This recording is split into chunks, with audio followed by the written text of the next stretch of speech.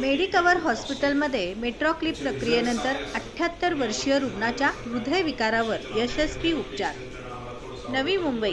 Medicover हॉस्पिटलमधील वरिष्ठ इंटरव्हेन्शनल cardiologist आणि valve तज्ज्ञ डॉक्टर अनुप महाजनी, या प्रक्रियेचे शोधक डॉक्टर सायबल कर, इंटरव्हेन्शनल कार्डिओलॉजिस्ट व या प्रक्रियेचे शोधक California USA doctor Manoj Agarwal, senior interventional cardiologist Hyderabad doctor Nitin Burkule, senior interventional cardiologist आणि इकोकार्डिओग्राफी तज्ज्ञ यांच्या टीमने मायट्रल रेग्रिजेशन हा एक विकार आहे ज्यामध्ये हृदयाच्या डाव्या बाजूला असलेल्या मिट्रल झडप नीट बंद होत नाही आणि हार्ट फेल्युअरने ग्रस्त अशा 78 वर्षीय रुग्णावर दुर्मिळ आणि गुंतागुंतीची प्रक्रिया यशस्वीरित्या पार पाडली. ही आधुनिक प्रक्रिया असून ओपन हार्ट सर्जरीसाठी उच्च जोखीम असलेल्या रुग्णांकरिता आशेचे किरण ठरत आहे. मेट्रोक्लिप ही धातूची छोटी क्लिप असते. त्यासोबत पॉलिस्टर कापड असते. गळती होत असलेले मिट्रल वॉल्व दुरुस्त करण्यासाठी योग्य जागी बसवली जाते आणि त्यामुळे रक्तप्रवाह योग्य दिशेने वाहू लागतो. हृदय निकामी झालेल्या रुग्णांसाठी ही जागतिक पातळीवर स्वीकारण्यात आलेली प्रक्रिया आहे. मुंबईतील श्री शिवाजी सांगलीकर हे गेल्या 3 वर्षाहून अधिक काळापासून 10% हृदयाची पंपिंग क्षमता व दीर्घकालीन हृदयविकाराचा सामना करत होते. 6 महिन्यांपूर्वी मेडिकवर हॉस्पिटलमध्ये डॉक्टर अनुप महाजनी यांनी त्यांचे CRT-D इम्प्लेंटेशन केले, ज्यामुळे त्यांच्या हृदयाची पंपिंग क्षमता 35% सुधारली.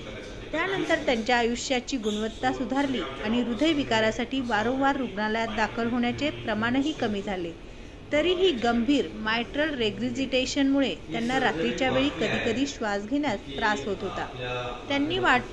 त्यांचे वाढलेले वय आणि मधुमेह तसेच क्रॉनिक रेनल फेल्युअर सारख्या विकारामुळे ओपन हार्ट सर्जरीचा पर्याय गुंतागुंतीचा होता.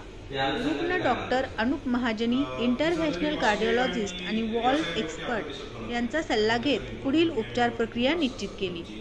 डॉक्टर अनुप महाजनी, वरिष्ठ इंटरव्हेन्शनल कार्डिओलॉजिस्ट आणि वॉल्व एक्सपर्ट सांगतात की आपत्कालीन परिस्थितीत रुग्ण दाखल झाला होता. त्याच्या एका आठवड्यापूर्वीच रुग्णाला व्हेंट्रिक्युलर टाकीकार्डियामुळे अनेक झटके आले होते. वाढत्या वयामुळे पारंपरिक शस्त्रक्रिया अत्यंत धोकादायक ठरली असती. मेट्रोक्लिप प्रक्रियेसाठी तो योग्य आहे की नाही हे निश्चित करण्यासाठी डॉक्टर अनुप महाजनी यांनी 3D ट्रान्स एसोफगियल इकोकार्डिओग्राफी केली. ही हृदयाची इमेजिंग करण्याची एक पद्धत आहे. यामध्ये हृदयाच्या आतून इमेज घेतल्या जातात. यासाठी एक पातळ आणि लवचिक ट्यूब गळ्यातून खालील भागात घालण्यात येते. या रुग्णासाठी मेट्रोक्लिप प्रक्रिया हा एक उत्तम उपाय होता, जो उत्कृष्ट परिणामासह कमीत कमी आक्रमक दृष्टिकोन पुरवितो. मेट्रोक्लिपमुळे वॉल्व बंद करण्यास क्लिपिंग मदत होते. ही प्रक्रिया सुमारे 1.5 तास चालली. त्यानंतर रुग्णाला दुसऱ्या दिवशी घरी सोडण्यात आले. आता हा रुग्ण कोणत्याही अडथळ्याशिवाय श्वास घेत आहे आणि चांगल्या दर्जाचे जीवन जगत आहे. रुग्णावर योग्य वेळी उपचार न केल्यास त्याचा मृत्यूही होऊ शकतो. पारंपरिक ओपन हार्ट शस्त्रक्रिया ज्याच्यावर केली जाऊ शकत नाही अशा अशक्त प्रकृतीच्या व वयस्क रुग्णांना नवे जीवन देण्यात मेट्रोक्लिप रोपट हे एक वरदान ठरले आहे. पारंपरिक शस्त्रक्रियेशी तुलना करता मेट्रोक्लिप प्रक्रियेनंतर पुन्हा रुग्णालयात भरती व्हावे लागत नाही. त्यामुळे दीर्घ कालावधीचा विचार केला तर ही प्रक्रिया कमी खर्चिक ठरते आणि रुग्णांना सर्वसामान्य जीवन पुन्हा जगण्यास सुरुवात करता येते. यामुळे रुग्णाला घ्याव्या लागणाऱ्या औषधांच्या संख्येत लक्षणीय घट होऊ शकते. प्रक्रियेचा परिणाम तात्काळ होतो आणि लाईव्ह इकोकार्डिओग्राफी प्रक्रियेदरम्यानच MTची तीव्रता कमी झाल्याचे दर्शवते, असेही डॉक्टर महाजनी यांनी स्पष्ट केले. मला श्वास घेण्यास त्रास आणि थकवा जाणवत होता. अगदी साध्या सोप्या कामांसाठी देखील संघर्ष करावा लागत होता. मला कधीच वाटले नव्हते की मी सामान्य जीवन जगू शकेल. मात्र डॉक्टर अनुप महाजनी आणि त्यांच्या टीमने मला नवे आयुष्य मिळवून दिले.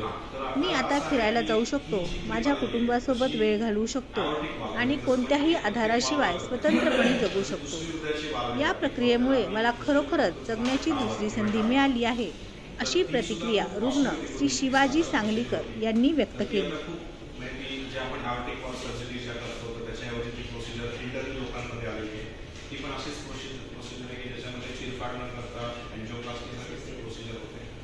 त्याची कॉस्ट खूप महाग होती आणि आता असं झालं की ती प्रोसिजर खूप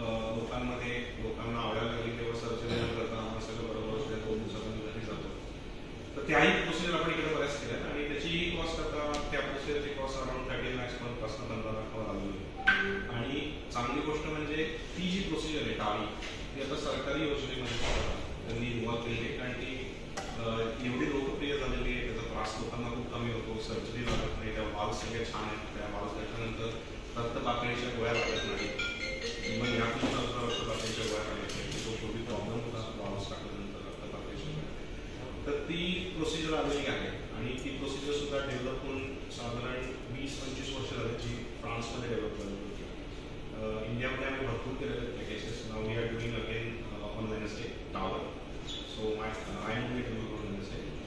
तर त्या प्रोसिजर आता सरकारी याच्यामध्ये आलेल्या आहेत, CGHS ज्याला आपण म्हणतो त्या CGHS रेट्समध्ये पण आलेलं आहे. आणि इथं आम्ही ते CGHS रेट्समध्ये केलेल्या पण मी मला वाटतं लास्ट मी केलेली PPT वाल्यांची केली आणि आय होप की ही पण प्रोसिजर अशीच काही वर्षानंतर या स्कीममध्ये येऊन ते सगळ्यांना बेनिफिट होऊ शकतो. पण कॉस्ट वाईज महागच राहतात, पण फक्त असंही थोडी कॉस्ट कमी होते. पण आता 50% कॉस्ट कमी झालेली आहे टावरची, तशी ही काही वर्षांमध्ये होऊन जाईल, पण तो टाईम किती लागतो हे आपण फक्त जज नाही करू शकतो.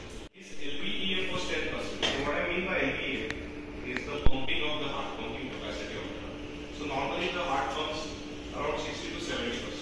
So what does it mean? If I pour 100 ml of blood in the heart, so 60 ml it will give to the body, 40 ml it will keep for itself. That's the capacity of the heart to retain that much amount of blood. But when I say about 10% pumping, so his body is hardly receiving any blood because the heart pumping is very low. And most of the blood is stagnated in the heart because of which the size of the heart increases.